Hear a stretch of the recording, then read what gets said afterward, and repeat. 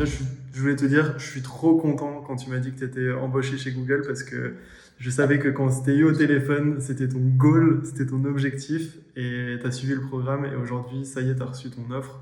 Donc, je voulais que tu me partages ton ressenti à chaud, comment ça s'est passé. Enfin voilà, donne-moi un petit peu tes émotions, comment tu te sens aujourd'hui.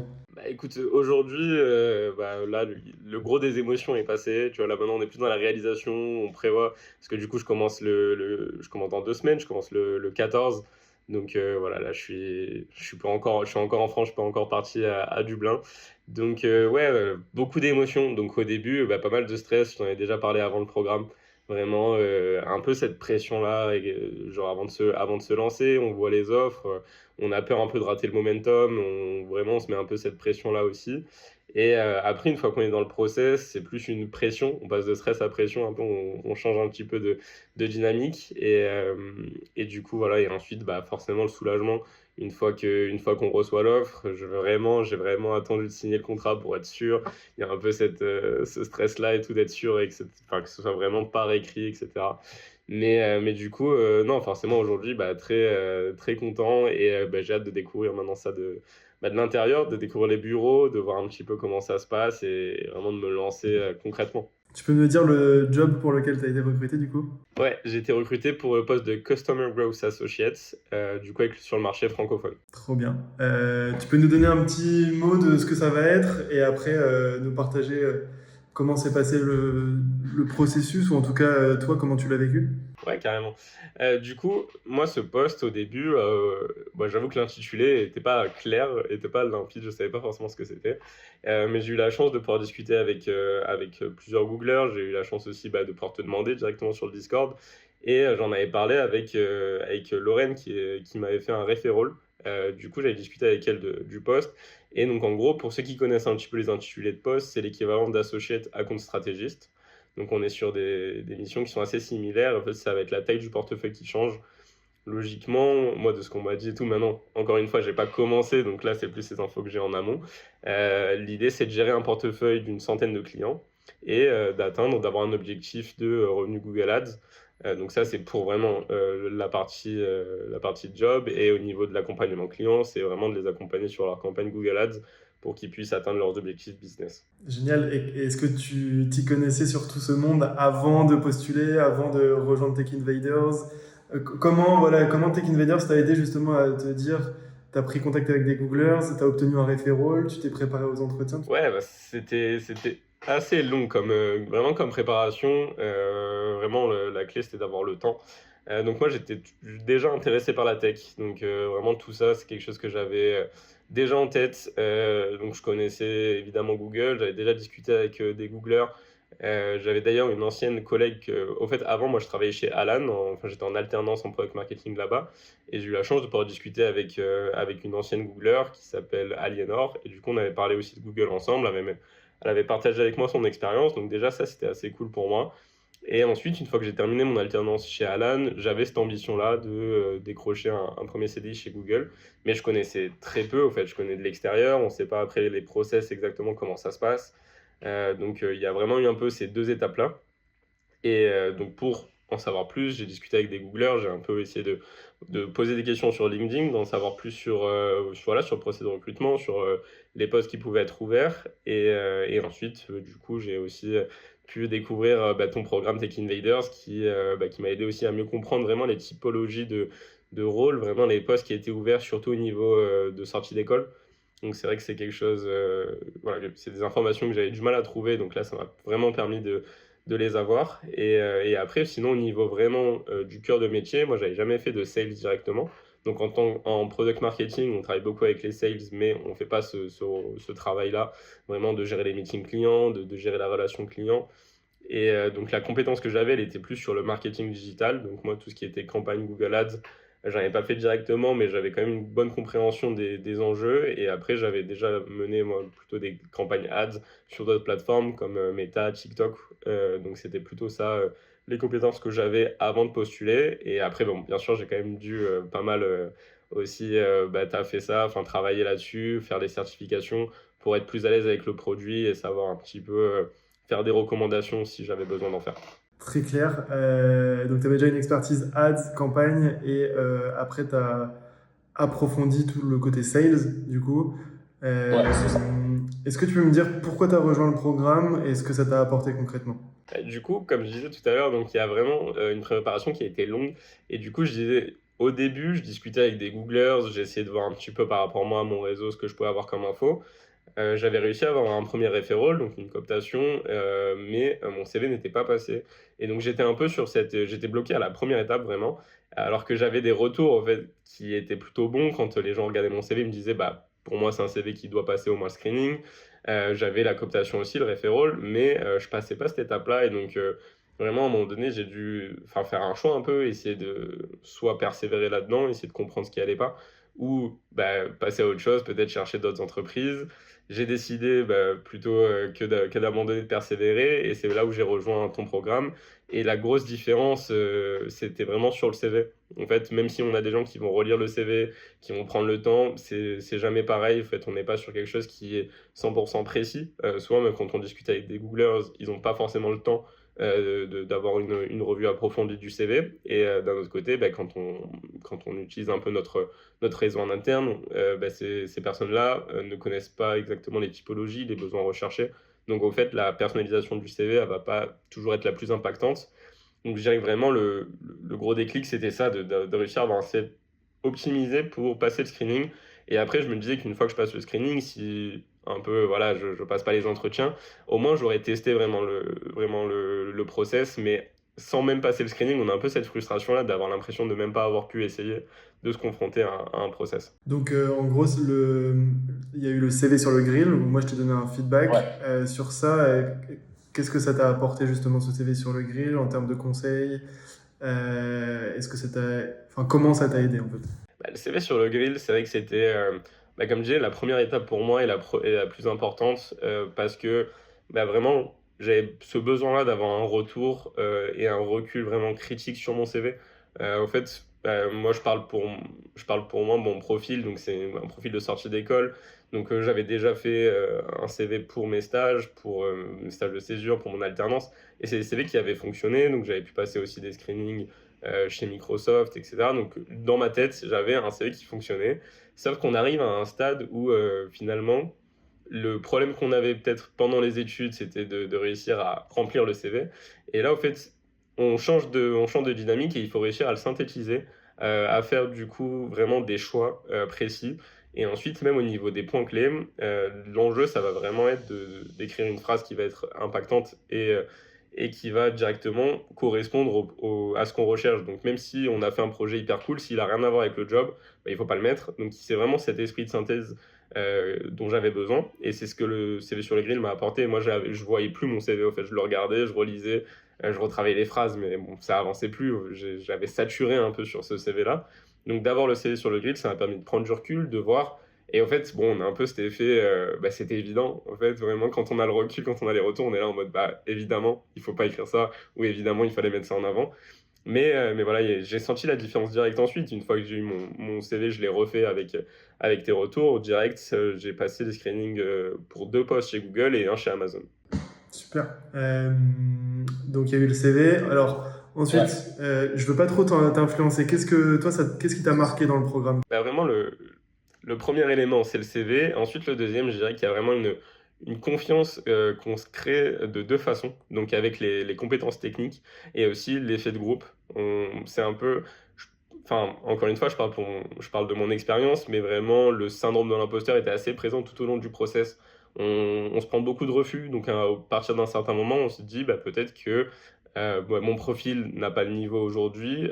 Donc, il faut peut-être que j'explore d'autres façons de développer ma carrière, d'autres façons un peu de construire ma carrière. Peut-être que là, j'y vais trop tôt. Donc, on a vraiment Enfin, moi, j'ai vraiment fait face à ces questionnements-là. Donc, beaucoup ce syndrome de l'imposteur dont je parlais. Et en fait, bah, la formation, elle va permettre de corriger ça de 2 façons. Donc, la première, c'est les compétences techniques. Donc, on a vraiment bah, les vidéos sur la posture sales. On se dit, bah, ok, j'ai jamais fait de sales. Mais là, dans un mock call, je me projette et j'ai les clés pour pouvoir bah, réussir à faire un bon mock call, à pouvoir aussi bah, donner des recommandations clients, parler de budget, c'est des choses qui font peur quand on l'a jamais fait. Mais la formation permet d'avoir ces compétences-là. Et après, l'autre côté, c'est vraiment l'esprit de communauté où bah, le fait de voir les autres avoir les mêmes objectifs, les mêmes questionnements et aussi bah, après réussir. Moi, j'ai eu la chance aussi de pouvoir faire du reverse coaching avec Vance Tracy qui, elle, a été, enfin, intégré le process Google avant moi et qui a eu une offre avant moi. Donc j'avais un peu ce côté aussi, bah, au fait, elle me montre que c'est possible. Elle me donne aussi bah, quelques infos, elle, sur son expérience. Donc c'est vraiment ce qui a aidé, quoi. Ce qui m'a aidé en tout cas. Tu peux expliquer ce que c'est le reverse coaching pour ceux qui nous découvrent et qui savent pas ce que c'est? Bien sûr, donc le reverse coaching, donc ça fonctionne surtout par promo, mais au fait, c'est étendu à l'ensemble de la communauté Tech Invaders. Donc, on va avoir bah, la possibilité de demander à d'autres membres de bah, nous faire passer des entretiens blancs. Donc, nous, on leur envoie l'offre. On peut aussi leur envoyer le CV. Et l'idée, ça va être que bah, ces personnes-là acceptent d'être notre recruteur, l'espace d'un call. Et du coup, bah, ils vont avoir, bah, eux, ils vont préparer des questions qui sont personnalisées à l'offre et ils vont nous faire un retour à la fin pour nous dire bah, qu'est-ce qu'on doit améliorer, qu'est-ce qui a bien fonctionné. Donc ça permet de s'améliorer, d'avoir des feedbacks constructifs aussi sur notre posture et en même temps de monter en confiance parce que bah, c'est bien d'avoir 35 méthodes stars en tête, mais bah, en fait quand on va vraiment se confronter, vraiment devoir les dire à quelqu'un bah, qui nous connaît, enfin qui nous connaît plus ou moins bien, mais en tout cas en général qui ne connaît pas nos expériences précisément, bah, c'est un bon exercice justement pour savoir si on est précis, concis et que savoir si ce sera bien reçu par un recruteur. Et du coup, tu as aussi le reverse qui est toi, du coup, tu joues aussi le rôle du recruteur pour ton binôme. C'est ça. Et ça te fait quoi alors de faire passer des entretiens? Et du coup, le fait de pouvoir le faire dans les deux sens, ça permet vraiment de constater, d'avoir vraiment plus l'œil sur les qualités et les défauts qu'un candidat peut avoir en entretien. Donc on se reconnaît souvent justement sur une méthode star qui va peut-être pas être assez précise ou peut-être les actions vont commencer un peu à s'éterniser. Donc on se met dans cette posture-là du recruteur et du coup on comprend les qualités qui sont importantes. Et notamment, moi je trouve que le fait d'être concis, c'est quelque chose qui est assez compliqué. Trouver l'équilibre entre la précision et la concision quand on se présente, c'est hyper clé. Et justement, en fait, des fois, sur les reverse coaching, après, bon, l'avantage, c'est que bah, on est assez à l'aise avec la personne, donc on peut demander de couper, au fait, on se met d'accord. Et des fois, rien que sur la présentation, on peut passer pas mal de temps. En fait, sur juste les 2 minutes de présentation, de savoir présente-toi en 2 minutes. Parce que bah, c'est l'entrée en matière et c'est aussi bah, le premier exercice où on va devoir trouver cet équilibre entre le niveau d'information et aussi bah, la concision et le fait que ça reste une discussion entre bah, le candidat et le recruteur. Comment t'évaluerais du coup le niveau d'exigence qu'il y a dans ces entretiens maintenant que tu es passé par toutes les étapes de préparation? Tu vois, tu parlais du mix entre concision, précision, savoir bien se présenter, savoir bien utiliser la méthode STAR, la méthode Messé. C'est quoi pour toi le niveau d'exigence, du coup, par rapport à ce que tu avais peut-être vu auparavant? Vraiment, bah là, le niveau d'exigence, ouais, je pense que c'est là où, pendant l'entretien, c'est là où il est le plus important.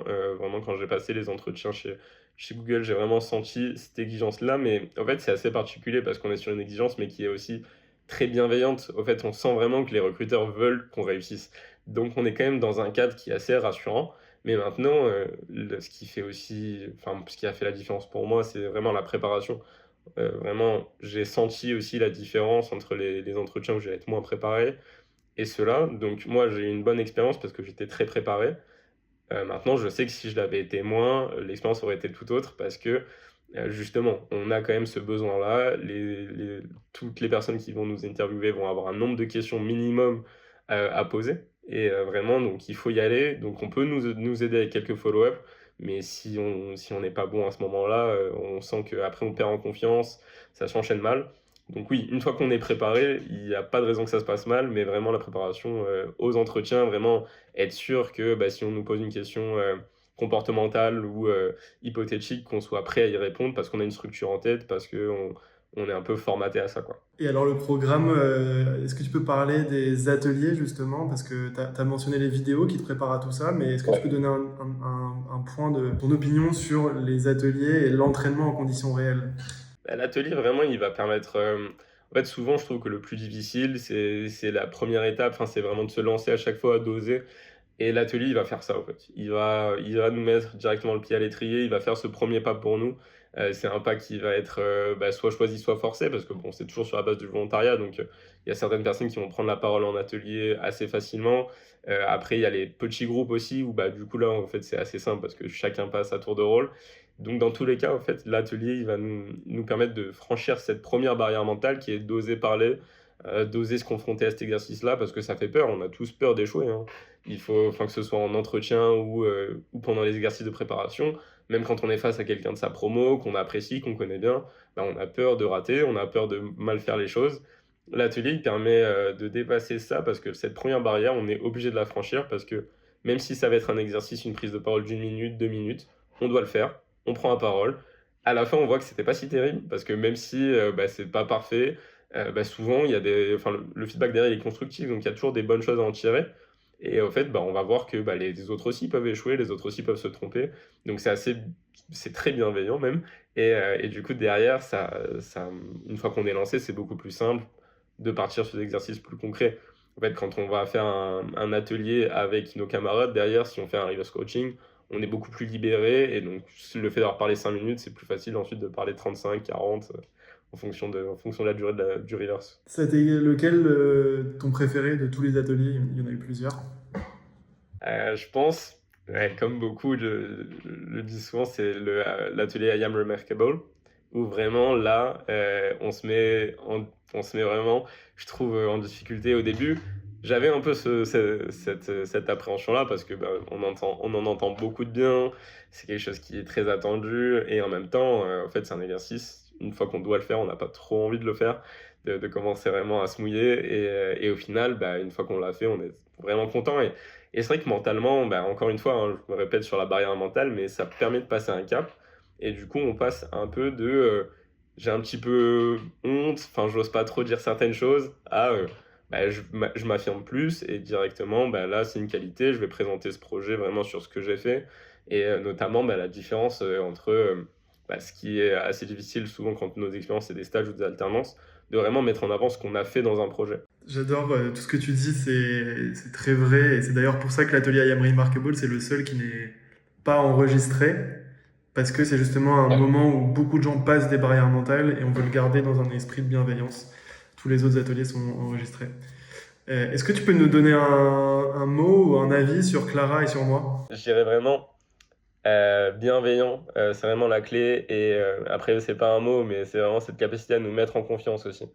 En fait, vous avez, quand on voit vos CV, c'est impressionnant, mais ensuite, au fait, au niveau de l'accessibilité, on a cette différence-là. Au fait, vraiment, on a des profils qu'on n'ose pas, des fois, démarcher sur LinkedIn. On n'ose pas, vraiment, voilà, si là, je te connaissais pas, demain, je n'irais pas forcément t'envoyer un message. Quand tu étais, enfin, du moins, en tout cas, quand tu étais en poste chez Google, j'aurais pas forcément osé t'envoyer un message. Donc on a ce côté-là, au fait, qui ensuite tranche avec l'accessibilité, le fait de se dire, bah ok, en fait, on vous voit directement comme potentiellement des managers qu'on aurait aimé avoir chez Google, ou chez TikTok ou autre.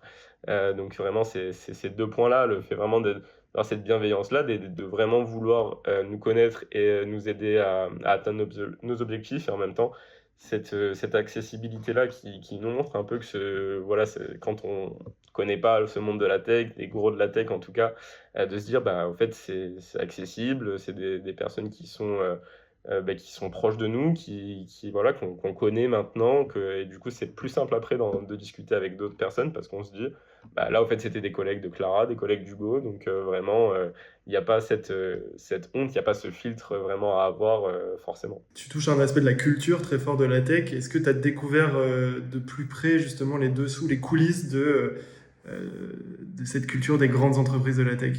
Ouais, bah, j'avais un petit aperçu déjà avant, parce que j'étais plus au niveau de la tech en France, donc j'avais des expériences d'abord chez Payfit et Alan.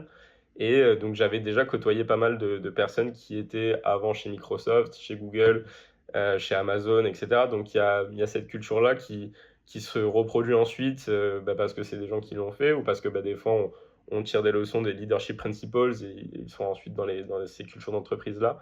Mais là, il y a un peu cet effet d'échelle qui est différent. Et aussi, bah, on sent aussi, je dirais, la taille fait qu'on trouve toujours une personne chez Google qui va accepter de discuter avec nous, qui va prendre le temps. Et c'est vrai que c'est quelque chose que j'ai découvert plus en m'y confrontant, au début en envoyant des messages LinkedIn. En plus, après, avec la formation, tu nous expliques encore plus comment le faire, comment mieux le faire, comment avoir plus de retours derrière. Et en fait, ouais, moi, c'est là où j'ai le plus appris sur cette culture entreprise-là, c'est quand je faisais j'adoptais cette démarche-là, donc de vraiment envoyer des demandes d'ajout, des demandes de connexion aux personnes sur LinkedIn qui avaient un job un peu de rêve, un job que je voulais découvrir, que je voulais potentiellement obtenir. Et en fait, une fois que ces personnes-là acceptent, on se rend compte que bah, c'est des personnes qui sont très sympas, très bienveillantes et qui aussi, derrière, bah, elles apprécient la curiosité de la personne qu'elles ont en face d'elles. Et souvent, ou presque tout le temps, je dirais, il y a aussi cette volonté-là un peu de nous aider derrière, qu'on le demande ou qu'on ne le demande pas. Il y a bah, souvent à la fin de l'appel, on va nous proposer un referral, on va nous dire bon bah là peut-être mets ton alerte sur tel type de poste parce que c'est des postes qui peuvent te convenir, ou bah, déjà nous, enfin telle équipe elle recrute donc tu devrais contacter telle personne. Donc vraiment c'est ça aussi qui est assez particulier, qui m'a plus marqué aussi.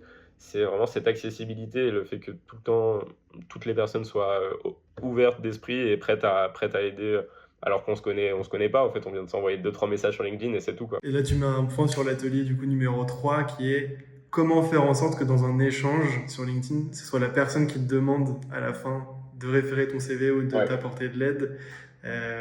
Parce qu'en effet, voilà, il y a une bienveillance assez globale. Si on arrive avec le bon mindset, chose qui demande un peu de subtilité. Est-ce que tu pourrais, pour conclure, t'adresser à quelqu'un qui regarde le programme Tech Invaders et qui hésite à le rejoindre tout simplement? Qu'est-ce que tu lui dirais? Du coup, bah, vraiment, si je fais face là maintenant à quelqu'un qui hésite, bah, je lui raconterai moi mon expérience directe. Moi, je suis quelqu'un aussi qui a hésité à faire le programme Tech Invaders. Je me suis dit, bah, est-ce que finalement, même avec le programme, est-ce que je vais y arriver? Ou est-ce que bah, je suis le programme et j'arrive toujours pas parce que il manque des choses? Ou est-ce que je vais arriver sans? Enfin, toutes ces questions-là sont légitimes. Mais à un moment, il faut se dire que il faut sortir un peu de cette peur-là et se lancer à fond. En fait, il faut se dire, mettre tous les moyens de son côté pour y arriver. Et derrière, bah, toutes les questions auxquelles tu vas faire face, toutes les questions que tu te poses actuellement, bah, tu vas potentiellement trouver une réponse, que ce soit directement dans la formation ou sinon, ça va être directement avec les gens que tu vas rencontrer, les gens que tu vas pouvoir démarcher. Tu vas vraiment avoir les clés et si peut-être que bah, tu n'as pas forcément l'offre directe que tu décroches 2 mois, 3 mois après, tu vas te baigner dans cette culture-là qui va faire que moi je suis convaincu qu'ensuite, un moment ou un autre, tu vas découvrir le job qui te plaît ou peut-être même un job que tu connaissais pas encore et qui va voilà, que tu vas découvrir, que tu vas connaître parce que bah, les intitulés, on les connaît pas tous. Donc vraiment, moi j'encourage à vraiment tenter l'aventure parce que dans tous les cas, en fait, on ressort avec un bagage qui va servir tout le reste de la carrière. Et en fait, on pense souvent à notre carrière à horizon court terme, voire moyen terme. Mais si on pense long terme, dans tous les cas, on voit des membres dans la communauté qui ont intégré plus tard, qui des fois c'est un an après le début de leur formation. Et dans tous les cas, il y a vraiment ce niveau de culture, cette communauté qui va aider. En fait, tu vas pas rater une offre d'emploi parce que bah, elles sont partagées en interne sur le Discord. Enfin, tu vas aussi bah, pouvoir à tout moment trouver quelqu'un qui est prêt à te faire passer un entretien blanc. Donc il faut vraiment y penser sur le long terme et ensuite avoir un objectif clair et derrière, bah, justement, ça te donne les clés pour l'atteindre, quoi. Super, écoute, je pense que t'as tout dit. Et je me permets une dernière question. Ça a été quoi peut-être le moment le plus challengeant pour toi dans toute l'aventure? Moi, je dirais, enfin, c'est vraiment de postuler une fois qu'on a lancé, enfin, vraiment, on est lancé dans la formation. Parce que là, c'est un peu, enfin, on se lance et on n'a plus d'excuses, quoi. Donc, il faut y aller à fond. Et forcément, juste avant de postuler, une fois qu'on a le CV qui est passé, du coup, sur le grill, donc le CV optimisé, la cooptation est bonne, la préparation est bonne, on est prêt, vraiment, on découte pendant les entretiens. Et bah, forcément, là, c'est un moment qui fait peur parce que, bah, on n'a plus d'excuses derrière. Là, c'est vraiment le moment de se donner à fond et derrière bah, d'avoir aucun regret et en fait on sait pas ce que ça va être forcément le résultat donc c'est effrayant mais bah, vraiment c'est le moment aussi que j'ai préféré parce que derrière bah, aujourd'hui je sais que j'ai aucun regret, j'ai eu la chance de pouvoir décrocher le job que je voulais et en même temps bah, je sais qu'il y a des enseignements et au fait une confiance qui vont même me servir au début de mon job là quand je vais le commencer je sais que cette posture là ces entretiens que j'ai pu passer cette formation que j'ai pu avoir, les vidéos, les ressources auxquelles dont j'ai pu profiter, bah, je sais que ça va me servir aussi durant mon onboarding, durant mes premiers calls. Donc vraiment, il faut voir aussi, voilà, vraiment essayer d'élargir au maximum et ça peut que être bénéfique. Parfait, merci beaucoup pour ton témoignage, Sam. Merci Hugo et merci à la communauté Tech Invaders.